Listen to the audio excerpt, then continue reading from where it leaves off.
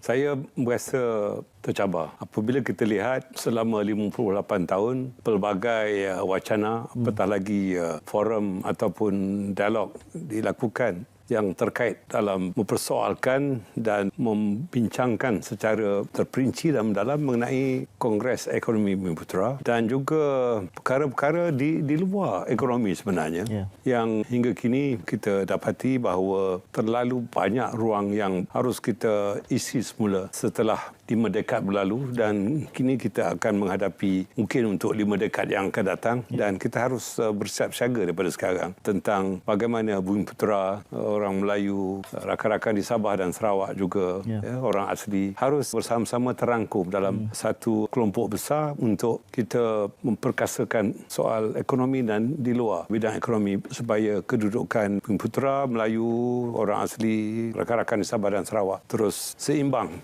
di dalam melayari kehidupan sebagai rakyat Malaysia di rantau ini. Kita lihat hasil daripada Kongres Bumiputera yang pertama dan kedua. Kemudian apabila berlaku peristiwa 13 Mei tahun 1969, kerajaan ketika itu mewujudkan dasar ekonomi baru dan ketika itu salah satu aspek yang menjadi perhatian kerajaan ialah pemegangan equity, pemegangan saham di dalam syarikat yang tersenarai atau yang tidak senarai. Dan pada tahun 1970 ketika itu pemegangan equity Bumiputera berada di tahap 2.4%.